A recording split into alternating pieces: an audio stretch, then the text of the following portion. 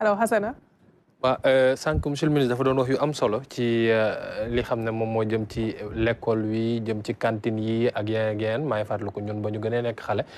ki daan redoubler lu bëri yenn saa yi lañ daan yóbbu privé léegi nag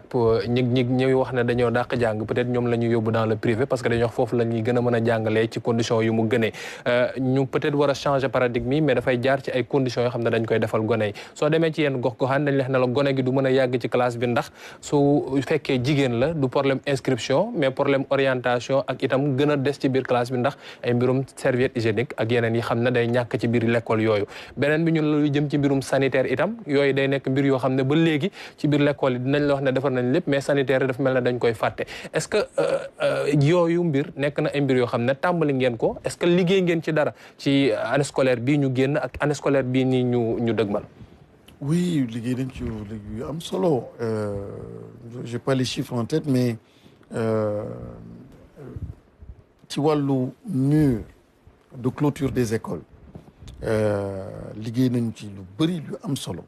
ci wàllu réhabilitation ay écoles gis ngeen ma yàggul Foundiougne def na presque 10 ans ba finalement dañu obligé évacuer xale yi déloger leen dugal leen feneen commencé nañu yóbbu nañ fa entreprise pour régler problème Foundiougne kunun boobu sax du réhabilitation lu bees la mais li ci am solo mooy gox yoo xam ni 10 ans la daan jël di vivre situation yu mel nii léegi en 10 mois livré nañu lycée et c'est le cas de kunun donc en 10 mois c'est très important comme information leneen li mooy nos rapports à l'environnement dafa am solo je parlais tout à l'heure de société éducative gis nga ku nekk war a dugal loxoom ci école man dama nekk ci entreprise dama nekk ci ministère dama nekk ci mbedd bi damay nekk ci car rapide damay nekk ci oto te dama gis comportement bi nit di am biir néegam moom lay am ci mbedd moom lay am ci bureau nit ni nga mel sa biir oto y a pas de magie logiciel boobu mooy fonctionner quand on te met ailleurs et donc le changement c'est aussi un changement de c'est pas toujours de l'investissement ak lu ñuy tabax hein c'est des fois aussi ni ñuy yàqee le manque d'entretien le manque de maintenance donc il y a des problèmes certes par rapport à l'exécution des travaux par rapport au mode de financement yooyu am na mais il y a aussi un problème de comportement loolu day am maintenant pour affaire bloc d'hygiène bi c'est un sérieux problème boo xam ne ñu ngi koy adressé di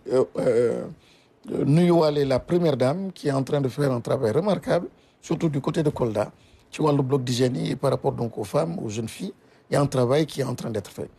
le ministère mi ngi def un travail extrêmement important en rapport aussi avec le ministère de l'hydraulique qui a des toilettes bien spécifiques des toilettes genre pour mën a gérer donc yu mel noonu et ils nous ont accompagnés dans beaucoup d'établissements donc l'environnement d'apprentissage ce n'est pas uniquement le problème des blocs d'hygiène mais c'est les murs de clôture etc mais murs de clôture aussi damay wax ne ma ne Ndiaye la woon mais bi yoon damay ne Fall mbir bi nit na nite dara dàqul bougainvilliers mu ñàggal la tey jii nga dugal ko sa école moo gën sax mur moo lay gën a protéger que mur et c'est beau donc il suffit simplement nga am une volonté moi j'ai vu des établissements des chefs d'établissement qui n'ont rien mais qui s'appuient sur la société éducative mais am benn passion ak benn gis-gis ils transforment leur environnement j'ai visité des écoles à Pikine ce qui me séduisait ci écoles yooyu sont les arbres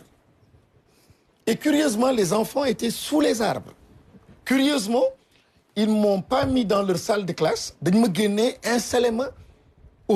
sous des arbres et c'était magnifique ma ne leen mais lii moo dàq lale soo demee palais de la République lii rafet ci palais du saal ba de mooy li nekk ci biti ak picc yeeg xaw ma jàmm jóob leeg et cetera moo rafet ci palais ajjana suñ la koy décrire li ci rafet mooy gazon ba et cetera kër bii gën a rafet pour mu rafet c'est simplement l'environnement mais malheureusement j'ai été à Sédhiou l'autre fois may dugg ci benn école ñu def ay murs mais ci biti rafet garabu Sédhiou yi mais ci biir école bi amul benn garab boo xam ne def nañ ko ci on doit changer nos rapports à l'environnement. Et ça, c'est un problème, bon, xamni, du problème au budget, du problème au khalis, problème au gis-gis, problème au autonomie, la souveraineté. Et se reconnecter, en fait, à ces valeurs endogènes, à ces valeurs, lolu moy mëna tax aussi, nga mëna am école bo xamni dina propice à l'apprentissage des enfants. Alors, gis nañ sa ñëw ci bopp ministère de l'éducation nationale ànd nak quelques innovations bokk na ci tey li nga xam ne moom moo di anglais ñu indi ko ci li nga xam ne mooy école primaire bi ba sa des bu mujj